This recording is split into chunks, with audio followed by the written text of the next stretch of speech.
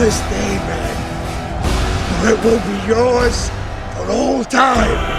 자꾸 너만 보이는 것 같아 널 알고 싶은 걸 갖고 싶은 걸 네, 현PD입니다. 오늘은요, 저희가 카메라를 하나 영입을 했어요. 그래서 제가 보여드리려고 가져왔는데, 혹시 이 모델 구입하실 생각이 있으시면 뭐 구매 가이드가 될 수도 있겠고요. 아니면 제가 이제 써보면서 이제 느낀 점들 간단하게 좀 말씀을 드리고, 그리고 이제 이 친구로 스트리밍을 하는 법을 좀 소개를 해드릴까 해서 다시 여러분들 앞에 인사를 드립니다. 이 친구는요, 소니 Z990이라는 모델이에요. 카메라를 가져와 볼까요? 그 소니에서 얼마 전에 AX700이라는 모델을 제가 빌려서 썼었어요. 근데 성능이 너무 좋아가지고 다음에는 카메라를 사게 되면은 이 AX700 하나 윗모델을 가야 되겠다 이런 생각을 가지고 있었습니다. 그러다가 영입을 했는데, 이게 보시면 차이점은 요거예요. 이게 손잡이가 달렸나 그렇지 않나, 이제 이거 말고도 다른 기능의 차이점도 있는데 차차 설명을 해드릴게요.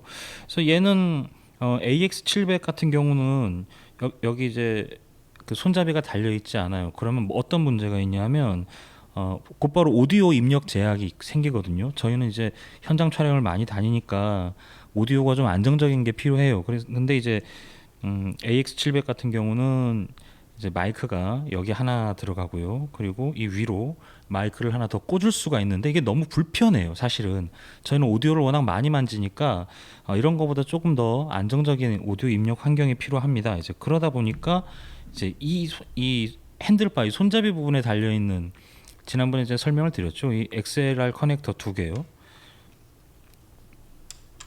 이게 이제 너무 아쉬운 거예요, 이 입력이. 왜냐하면 이 입력 값이, 물론 이제 얘도 내장 마이크가 있습니다. 이게 내장 마이크거든요. 스테레오 내장 마이크인데 이것도 자체적으로 매우 훌륭해요. 그런데 이런 어떤 입력 단자들이 없으면 저희 같은 그 주로 현장 취재나 인터뷰 이런 거 많이 다니는 사람들은 엄청 불편해요.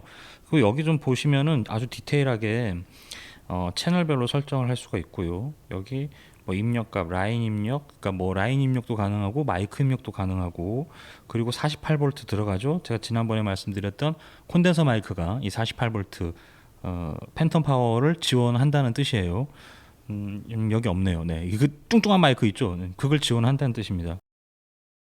XLR 입력이 있으면 이런 샷건이나요, 이 XLR 입력 보이시죠? 이거 그냥 여기다 꽂으면 되겠죠. 이런 샷건이나 제가 맨날 쓰는 이 소니 이 휴대용 와이어리스 무선 마이크, 이런 것들을 동시에 입력을 할 수가 있다는 거죠. 그러니까 이 필요성이, 그리고 그 현장에 다니다 보면은 그 앰프 있잖아요. 왜 콘서트 같은 데 가면 굉장히 큰 앰프에서 뽑아져 나오는 소리 때문에 이 피크 친다 그러죠. 오디오가 찢어지게 돼요, 필수적으로. 그러니까 찢어지는 오디오들을 이렇게 이런 다이얼들을 돌리면서 입력값을 상쇄할 수가 있는데, 그게 컨트롤이 안 되는 게 너무 불편하더라고요. 그런데 제가 쭉 설명드린 환경들은 사실은 여러분들이 그렇게 많이 접하지 않는 환경일 거예요. 그래서 여러분들의 필요에 따라서 구매를 하시면 될 것 같은데, 사실 이 손잡이 마운트가 없는 이 모델 자체의 AX700도 굉장히 파워풀한 성능을 보여줍니다. 일단 초점이나 노출, 그리고 여러분들 좀 까다로워하시는 화이트 밸런스 같은 부분에서 굉장한 성능을 보여줬어요. 그래서 제가 소니 측에 그런 피드백을 드린 적도 있는데, 그럼에도 불구하고 이 가정용 캠코더를 하나 4K 되는 이 4K 되는요, 가정용 캠코더를 구입하시려는 분은 AX700을 고민하셔도 상당한 퍼포먼스를 보여준다는 거죠. 그런데 조금 더 이제 저희처럼 약간 전문적인 영역이나 아니면 거친 현장, 이런 거를 다녀야 되는 이런 환경이신 거면 저는 이제 이 손잡이 마운트가 있는 이 소니 Z990 시리즈로 가시는 게 좋다, 이렇게 말씀을 드립니다. 가격 차이는 좀 많이 나거든요. 그래도 후회하시지는 않으실 거예요. 자꾸 너만 보이는 것 같아 널 알고 싶은 걸 갖고 싶은 걸 Z990의 와이파이 기능을 이용해서 스트리밍하는 법을 한번 시연을 해보려고 해요. 그러니까 예전에는 이런 어떤 고성능의 HDMI나 이제 4K 이제 이런 카메라들을 가지고 스트리밍 방송, 인터넷 라이브 방송을 할 때는 중간에 굉장히 복잡한 게 필요했어요. 예를 들면 HDMI 케이블이라든가 아니면 여러 HDMI 신호를 컴퓨터로 캡처받을 수 있는 각종 캡처보드들 이런 게 필요했었거든요. 심지어 무척 고가였어요. 그런데 지금은 아주 편하게 설정 몇 번으로 HD급은 아니고요. 그러니까 720p 정도, 1280 곱하기 720 그러니까 풀 HD 한 4분의 1 정도 그것만 해도 인터넷에서는 훌륭합니다. 네. 1280, 720 정도의 사이즈로 아주 간편하게 아무런 장비 없이 와이파이로 혹은 유선으로 인터넷 생방송을 송출할 수 있다는 거죠. 제 방송을 함께 하시는 영상을 함께 하시는 시청자 여러분들 아니면 시민사회 단체에 계신 분들이라든지 아니면 고등학교 중학교에서 보통 이제 그런 쪽에 학교에는 보통 선생님들이 쓰시는 장비가 있으니까 빌려주세요 하고 한번 라이브 방송을 도전해 보시는 것도 나쁘지 않겠죠. 유튜브, 페이스북 어디든 다 됩니다. 제가 원리만 일단 설명을 드리고 그리고 직접 라이브로 시연을 한번 해드릴게요. 그러니까 기본 개념은요 이래요. 이 카메라 스스로 라이브 스트리밍을 합니다. 그래서 노트북으로 쏴요. 노트북으로 쏜 다음에 노트북은 다시 신호를 받아서 유튜브나 페이스북 등 각종 소셜미디어 쪽으로 방송을 할 수 있게 만들어주는 거죠. 그러기 위해서는 두 가지가 필요한데요.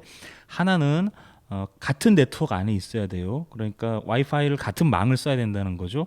그리고 또 하나는 내 컴퓨터의 IP 주소를 알고 있어야 돼요. 그래야 이 카메라가 곧바로 IP 주소를 통해서 노트북이나 기타 컴퓨터로 영상 정보를 스트리밍으로 전송을 할 수 있다는 거죠. 필요한 소프트웨어가 있는데 저는 오늘은 그 와이어캐스트라는 프로그램을 쓸 거예요. 대부분 다 작동을 합니다. OBS 같은 경우도 되고요. 라이브 스트림도 됩니다. 오늘은 와이어캐스트를 보여드리고요. 다음에는 OBS를 보여드리도록 할게요. 그래서 우선은요. 내 컴퓨터에 IP가 어디를 가리키고 있는지를 확인을 해야 돼요. 그래서 보시면 이렇게 보이시죠? 지금 캐스트 VOP 5G로 이렇게 표시가 돼 있어요. 그리고 IP를 확인하셔야 됩니다. IP를 확인하는 방법은 두 가지가 있는데요. 저는 맥을 쓰니까 터미널을 쓸 거예요. 명령어가요. 윈도우는 IP config IPconfig를 쓰고요. 맥인 경우에는 IFconfig를 씁니다. IFconfig. 그래서 보시면 192.168.0.4 하나요. 내 노트북의 IP 주소는 192.168.0.4 하나예요. 아까 말씀드렸죠. 요거는 주의하셔야 되는데 이 카메라에서 노트북으로 쏘는 거예요. 노트북이 카메라 신호를 가져오는 게 아니에요. 카메라의 그림을 노트북으로 쏴주는 거예요. 그래서 그걸 헷갈리시면 안 됩니다. 그래서 Z990의 사례로 보여드릴 텐데 다른 카메라도 대충 다 비슷해요. 일단 환경 설정 메뉴 가시고요. 여기 보시면 스트리밍이 있어요. 스트리밍에 프리셋 1을 선택을 하셨고 프리셋 1에 1280720 대상은 192.168.0.41번 아까 노트북에 IP 주소를 입력을 해주시면 돼요. 그리고 포트는 1234 그냥 디폴트로 생각하십시오. 1234 네. 이렇게 하고 OK를 누릅니다. 그리고 나와요. 들어가기를 누릅니다. 그리고 실행을 살포시 눌러주시면 뭘로 보낼래? 라고 물어보죠. 와이파이와 유선이 있어요. 와이파이를 선택합니다. 그럼 준비 중이라고 떠요. 캐스트 EG로 와이파이가 스트림 준비가 됐습니다. 여기 보시면 스트림이라는 표시가 있죠. 여기에 이쪽 카메라예요. 여기 썸네일 버튼이 있는데요. 요거를 눌러주시면 바뀌었죠. 스트리밍이 진행된다는 뜻이에요. 네. 그럼 이제 노트북 쪽으로 가볼 차례인데요. 오늘 뭔가 되게 바쁩니다. 네. 소프트웨어를 하나 중간에 걸 더 써야 돼요. VLC라는 프로그램이 있는데 아주 훌륭한 프로그램이죠. 저도 어렸을 때부터 이 프로그램을 써왔는데 심지어 무료예요. 아주 착한 프로그램입니다. VLC만 있으면은 온갖 영상 코덱 이런 거 걱정 안 하셔도 되고요. 그리고 각종 컨버팅이나 심지어 스트리밍 이런 쪽에도 굉장히 많이 쓰는 VLC를 실행을 해 볼게요. 네, VLC가 떴습니다. 여기서요. 네트워크 열기를 선택을 하시고 UDP 스트림 열기 누르시고요. UDP 있죠? IP 주소를 선택하면 멀티캐스트로 바뀝니다. 멀티캐스트 선택하시고 아까 몇 번이요? 192.168.0.41번 열기 포트는 1234 그냥 디폴트로 두라고 그랬죠? 네, 1234 여시면 열기 누르면 아이튠즈를 제어하려고 합니다 라고 뜨는데요. 확인 눌러줍니다. 네, 잘 나오죠? 아웃포커싱 대단하네요. 네. 조금 네트워크가 지금 돌고 돌아서 약간 버퍼는 있어요. 네. 이걸 확인하신 다음에 그렇죠? 잘 나오죠? 네.